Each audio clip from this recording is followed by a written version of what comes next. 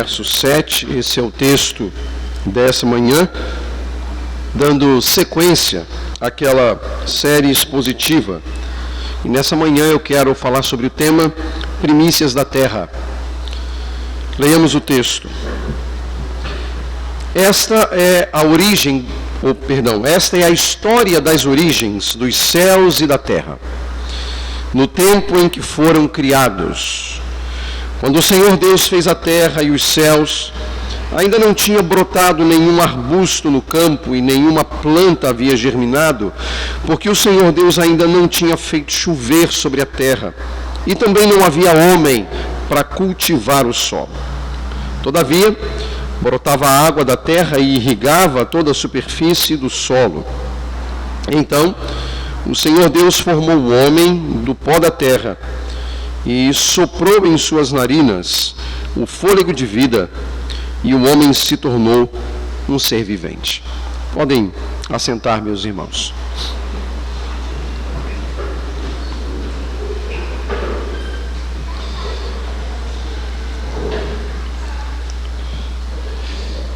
Até o capítulo 1, em seu final, no versículo 31, o que nós vimos foram atos divinos na criação. Em cada um dos 6 dias da criação, Deus realizou uma obra perfeita e que se mantém.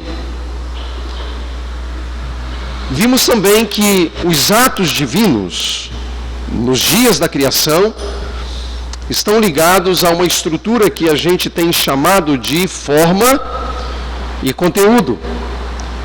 Os 3 primeiros dias da criação estabelecendo a forma, estabelecendo as estruturas, e os dias 4 a 6, o preenchimento dessas formas ou o preenchimento dessas estruturas, o que nós chamamos de conteúdo. De acordo com as Escrituras, no 6º dia, Deus criou o homem.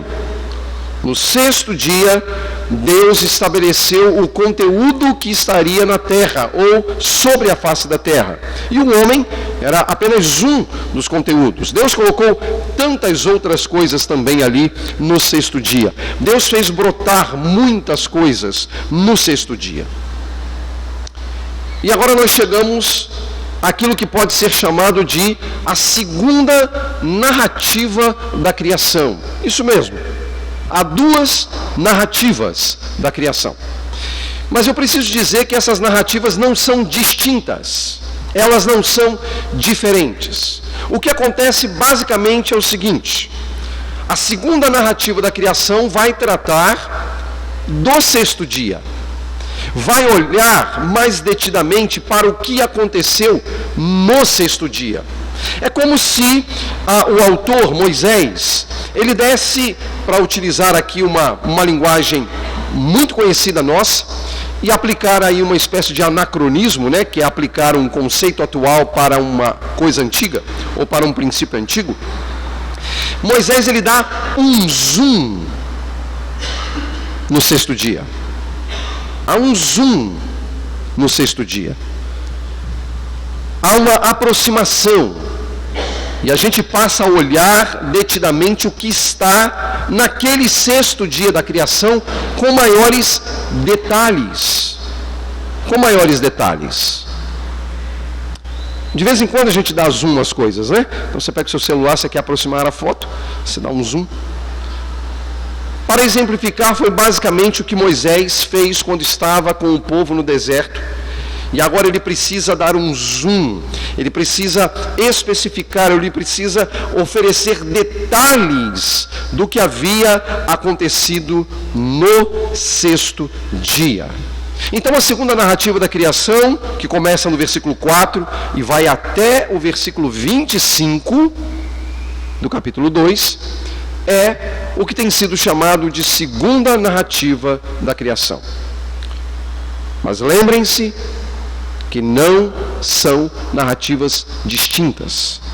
Na verdade, está focando num dia especial. Você há de lembrar também que Moisés ele está compondo Gênesis enquanto está no deserto com o povo. Deus já havia se revelado a ele por meio da sarça ardente. Aquela vocação, aquele chamado fez com que Moisés voltasse para o Egito, de onde ele havia saído fugido. Ele precisa voltar para o Egito, ele precisa libertar o povo de Israel. Moisés então foi para o Egito, libertou o povo de Israel, e Moisés agora está com o povo no deserto. E no deserto Moisés está compondo o texto, um texto que vai regular a vida do povo, que vai ensinar para o povo. Um povo que havia, na sua origem, criado a partir de um contexto altamente pagão. Abraão sai de Ur dos Caldeus. Ele é um caldeu pagão, um caldeu idólatra, um caldeu politeísta, e Deus, com a sua graça e com o seu amor, alcança Abrão, tira Abrão de Ur dos Caldeus para uma terra distante, para compor ali um novo povo, para criar ali um novo povo, o povo de Deus, o povo da aliança. Esse povo é fruto de Abrão. Mas esse povo, que de certo modo tinha o paganismo no seu seio, foi também um povo que passou 400 anos no Egito, e que absorveu muitos elementos da cultura egípcia, e que absorveu muitos elementos da cosmovisão egípcia, e que absorveu muitos elementos do paganismo egípcio. E 400 anos, meus irmãos, não é pouco tempo. 400 anos é muito tempo. 400 anos é suficiente para mudar completamente a maneira de pensar de um povo, e de diversas gerações. Na metodologia bíblica, são aproximadamente 10 gerações. Então, muita coisa no pensamento do povo. O povo está contaminado. E o povo está indo para a terra que pertence temporariamente a um povo também contaminado, que são os cananeus. São pagãos, que são idólatras. Então o que Deus faz? Tira o povo do Egito, e no meio do caminho, durante 40 anos, Deus vai ensinar ao povo. E é basicamente o que Moisés está fazendo. Moisés está ensinando o povo, e Moisés está mostrando que nenhuma divindade pagã, adorada pelos egípcios ou pelos cananeus, ou até mesmo pelos caldeus, deveriam ser objetos de culto e adoração do povo de Israel. Deus deveria amar e cultuar exclusivamente a Deus. E é isso que Moisés vai deixar claro exatamente no verso 4. O texto diz: esta é a história das origens do céu e da terra. E a palavra origens aqui, ela tem, meus irmãos, o cenário dela aponta para a ideia da descendência do céu e da terra. Isso é bem interessante. A palavra origem, ela poderia ser traduzida pela palavra descendência. E você lê o texto e diz assim: mas como, né? Céu e terra têm descendência? Sim, tem.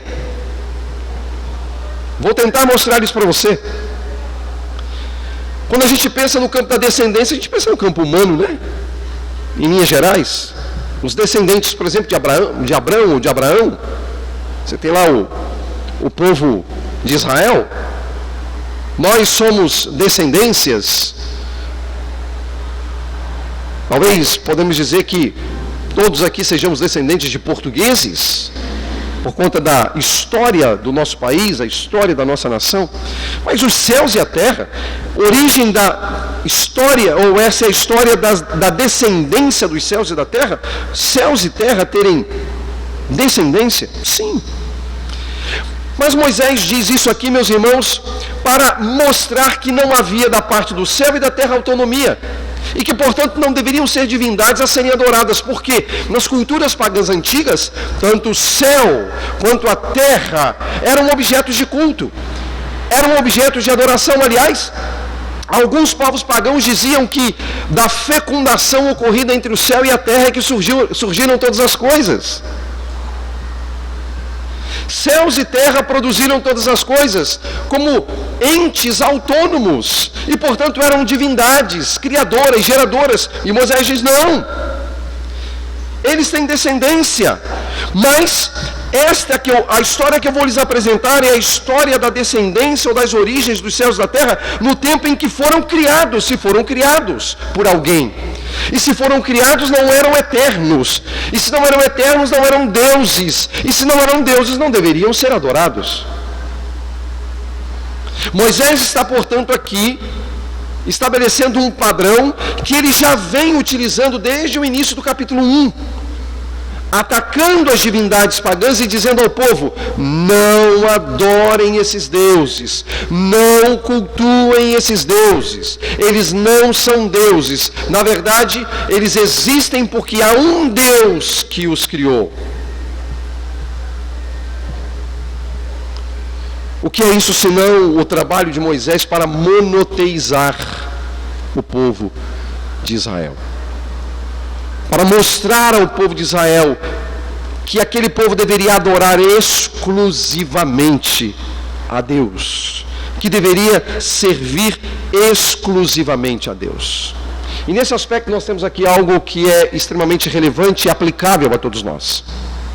Esse princípio, meus irmãos, do culto exclusivo e da adoração exclusiva a Deus se mantém para todos nós.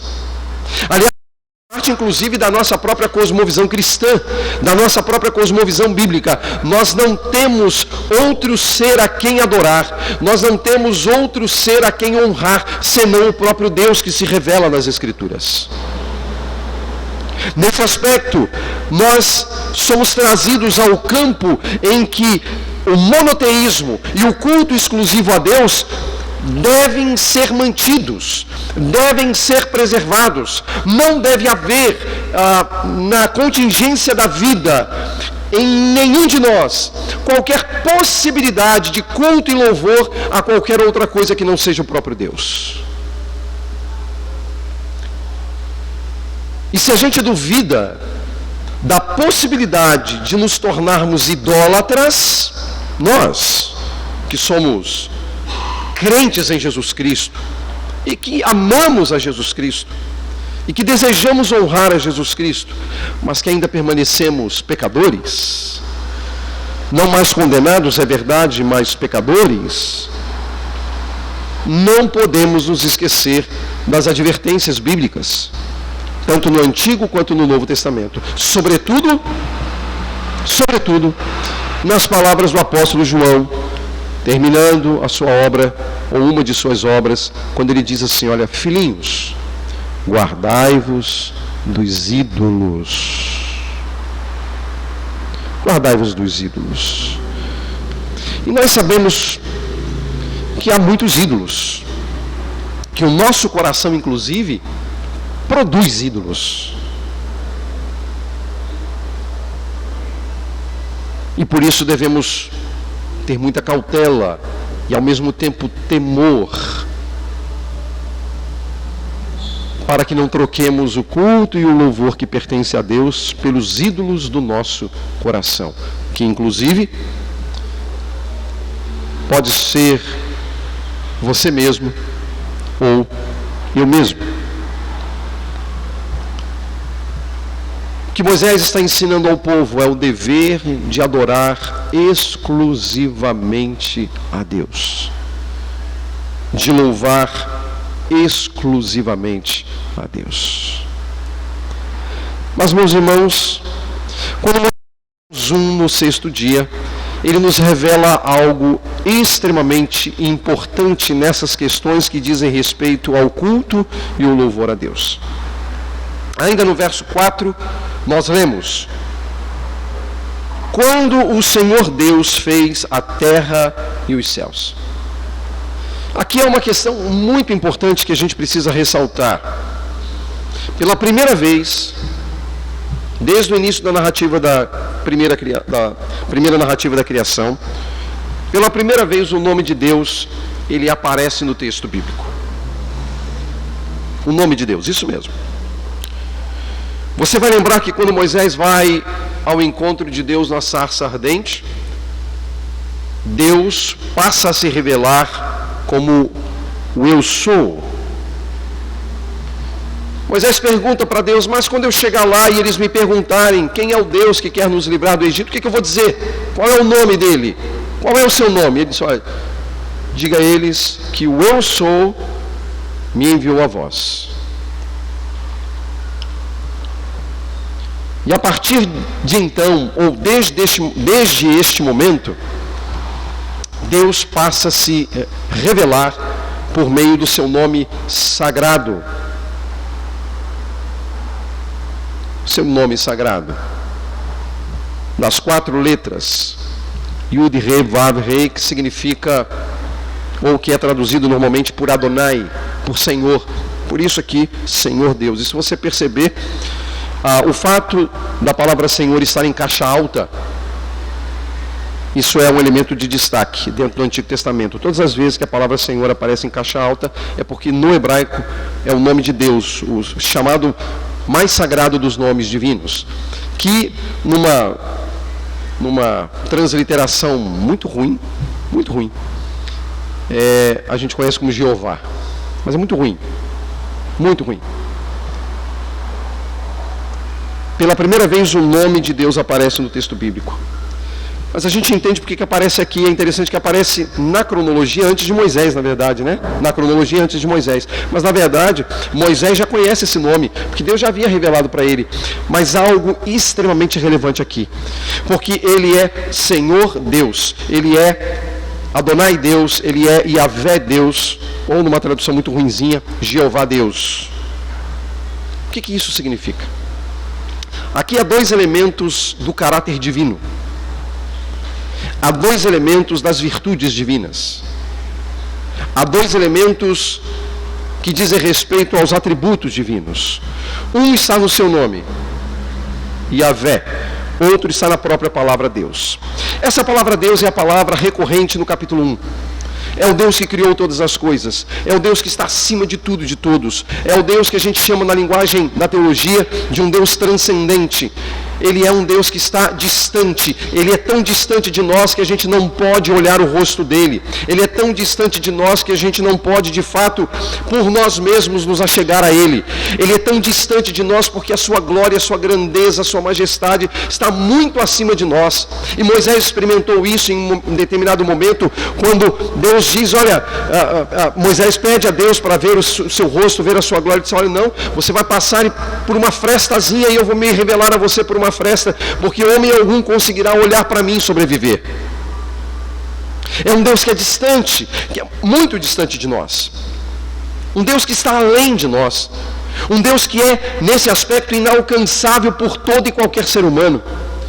Um Deus que mostra que a sua glória e a sua majestade vai muito além da nossa capacidade de compreender. É o Deus que faz com que nós nos curvemos diante da sua grandeza, diante da sua glória, diante do seu poder, diante da sua soberania, diante da sua majestade.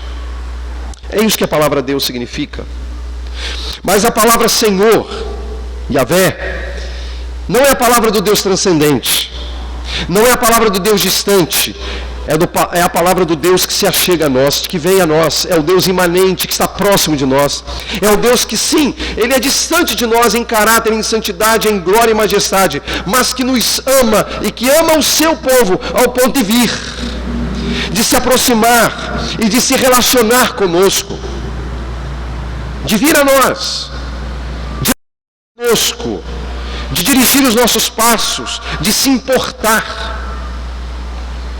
Então, o Deus a quem nós adoramos, meus irmãos, ele tem um aspecto que nenhuma outra divindade pagã jamais teve, jamais revelou, jamais apresentou, porque é o único Deus que deixou o trono da glória para vir ao encontro dos seus. Em nenhuma outra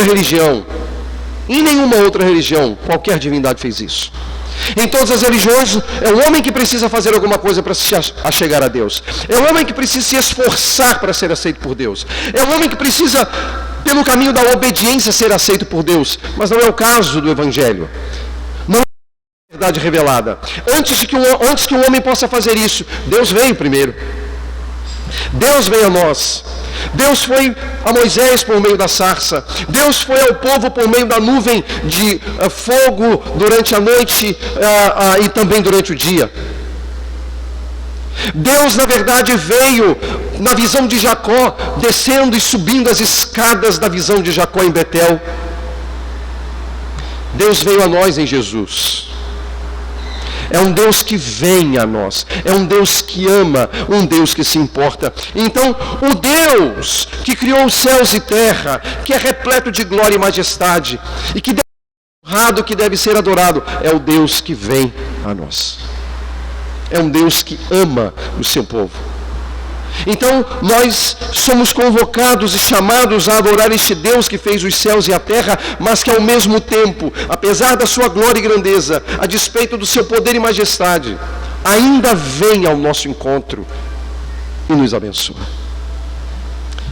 Quando o Senhor Deus fez o céu e a terra, este Deus a quem devemos adorar, Ele é o Deus de longe, mas também de perto, que está muito acima de qualquer um de nós, mas que se preocupa, que se importa com os detalhes da nossa vida. Porque como disse o profeta Miqueias, Ele também é o Deus das coisas pequenas. É a este Deus que nós somos chamados a adorar. Mas Moisés introduz essa sentença quando o Senhor Deus fez a terra e os céus para falar da realidade da criação. Quando Deus fez isso, ainda não tinha brotado nenhum arbusto no campo. E aí, aqui a gente tem um ensino bíblico muito claro, né? Ele fez os céus e a terra, mas não tinha brotado arbusto no campo. Mas a semente já estava lá. Não é? Então observe que não foi assim, haja macieira e apareceu um pé. Não foi. Deus colocou a semente. A terra precisou ser irrigada, o texto está falando. E aí ela começa a crescer, e ela começa a frutificar. Processo natural que a gente conhece até hoje. O texto diz, ainda não tinha brotado nenhum arbusto no campo, e nenhuma planta havia germinado. Agora, por que isso não tinha acontecido? Porque já havia uma lei em andamento. Qual era a lei? O Senhor Deus, o mesmo Senhor Deus, Yahvé Deus, ainda não tinha feito o quê? Chover sobre a terra. Chover. Deus não tinha feito ainda chover. O sol não sabia o que era chuva.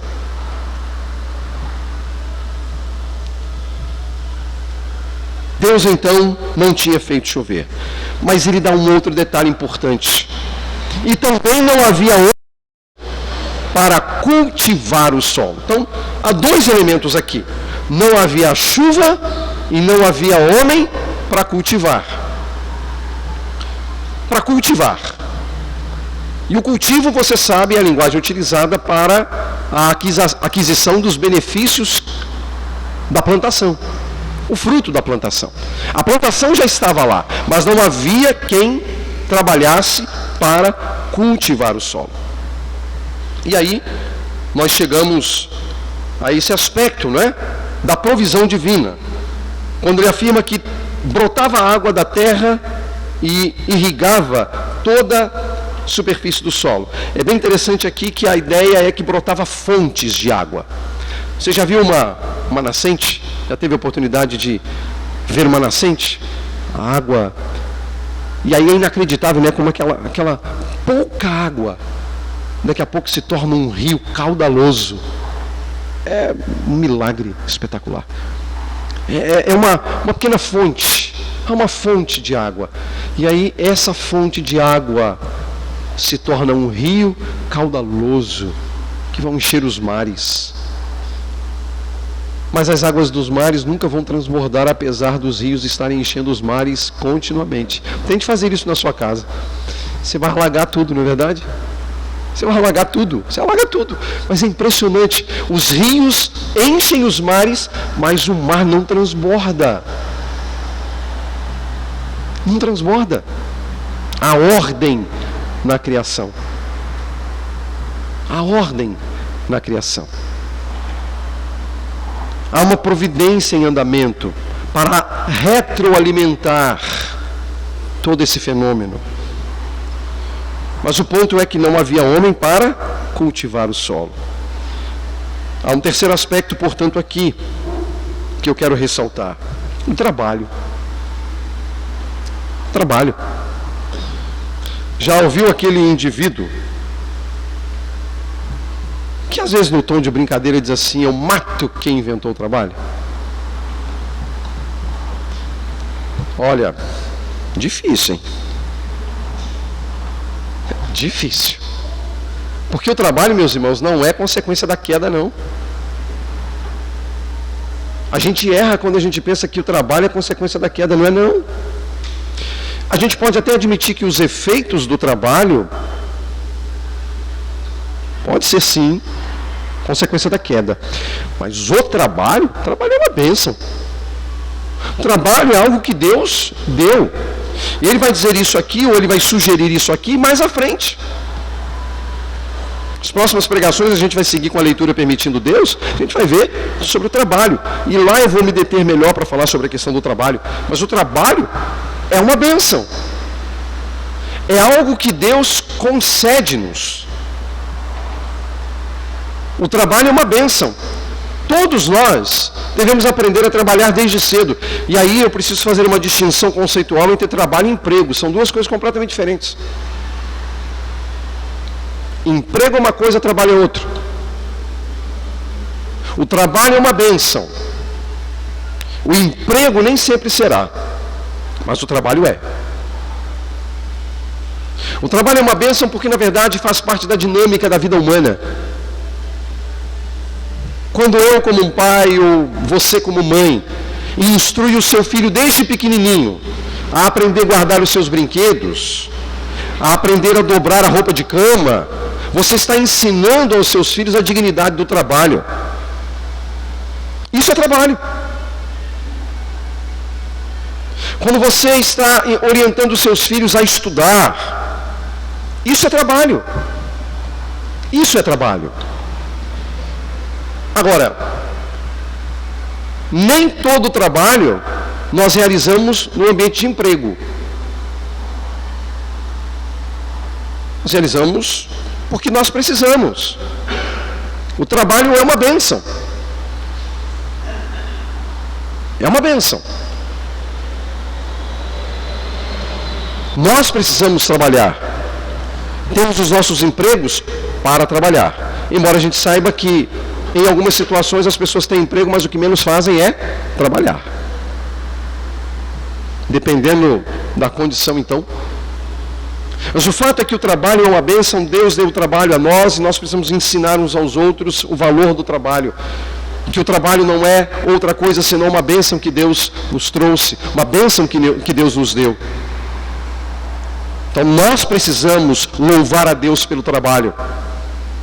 Agora, se o nosso emprego não é o melhor lugar para o nosso trabalho, vamos pedir então a Deus que nos dê o melhor ambiente para que a gente trabalhe com alegria, com amor, com satisfação. E é um direito nosso.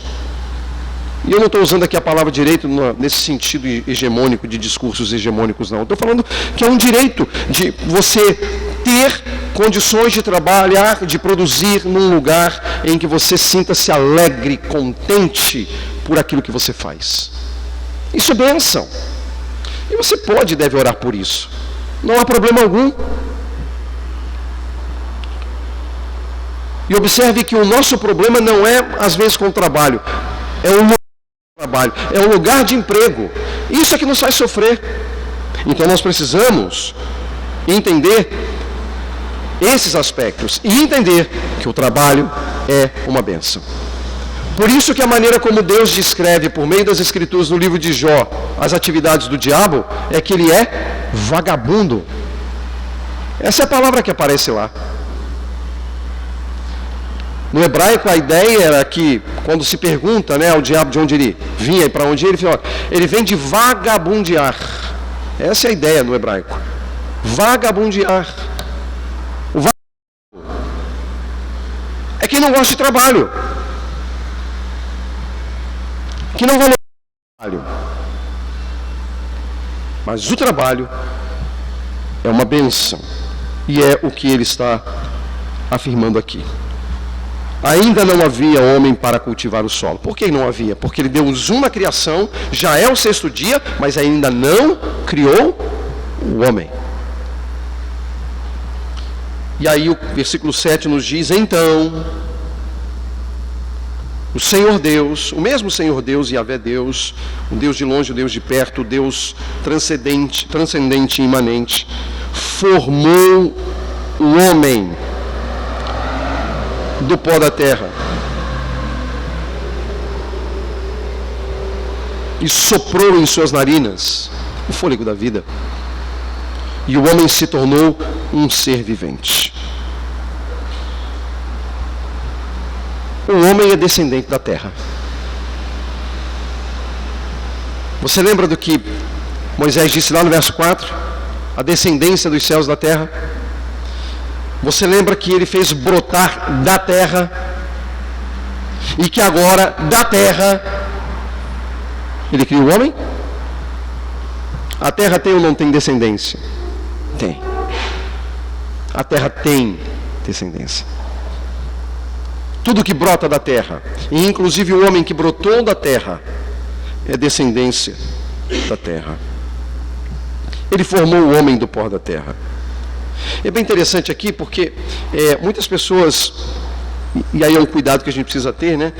Você pega essa passagem, Deus criou o homem, formou o homem do pó da terra, e tentam estabelecer quadros, pinturas e tudo mais do que seria. A gente de fato não sabe o que seria, mas é bem interessante aqui, meus irmãos, que há duas palavras que elas vão se intercambiando. A palavra homem que aparece aqui, quando diz, então o Senhor Deus formou o homem, é a palavra utilizada genericamente para descrever homem e mulher. Se você voltar no capítulo 1, verso 27, a Bíblia vai dizer assim, criou, pois Deus o homem, a sua imagem, a imagem de Deus o criou, homem e mulher os criou. Ou macho e fêmea os criou. Nós vamos encontrar lá. Quer dizer, macho e fêmea os criou. Criou como homem. Então a ideia de homem como humanidade. E não necessariamente homem, gênero masculino. E esse jogo de palavras acontece aqui. Porque ele diz, então o Senhor Deus formou o homem. E a palavra homem aqui é a palavra Adão. Que inclusive vai dar o nome de Adão. Adão.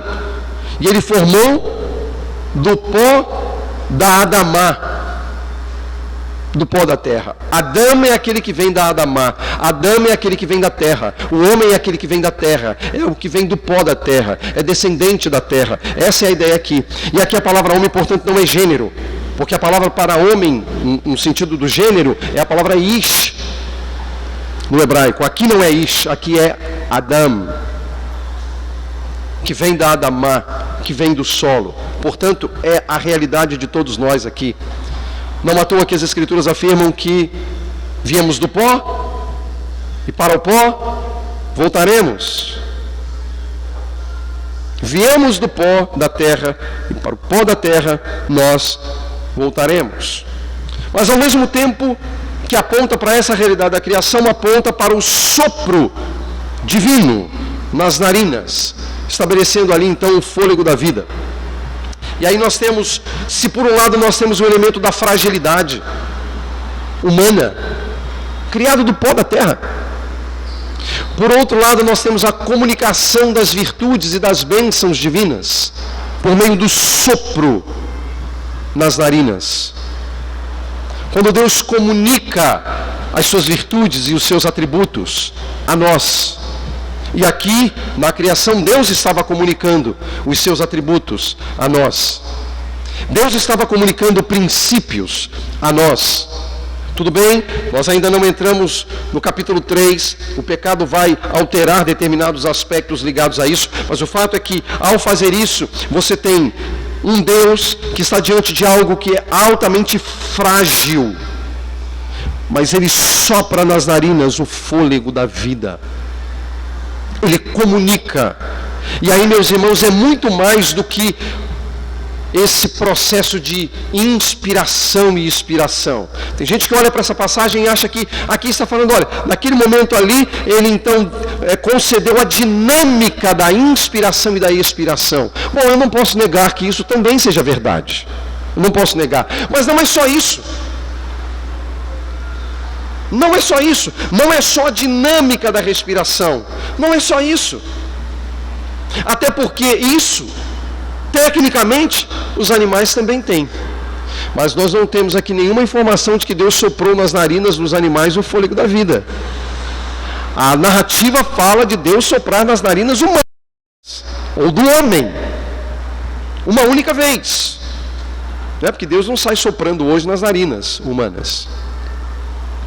Pode ser a dinâmica da respiração? Sim, mas é muito mais do que isso. E por que eu digo que é muito mais do que isso? Porque o homem se tornou um ser vivente. Um ser vivente. E aí a expressão aqui é uma expressão que aponta para... E aí, essa é uma visão altamente judaica, um pouquinho diferente de nós que somos ocidentais, e a gente tem aquela mania de fazer, de fazer as rupturas humanas, né? A gente faz rupturas. Então, por exemplo, quem não gosta de discutir aí sobre o homem é corpo, alma e espírito, ou é corpo e alma? Isso é coisa de ocidental. Isso é coisa de ocidental. No Oriente não tinha nada disso, o homem é. Ponto. Ele é. O homem é. Ele é tudo. Ele é tudo. Se você tira o corpo, se você tira a alma, se você tira espírito, se você tira a mente, se você tira qualquer coisa que você queira nomear estruturalmente, ele deixa de ser homem. Para ser vivente, ele precisa de tudo.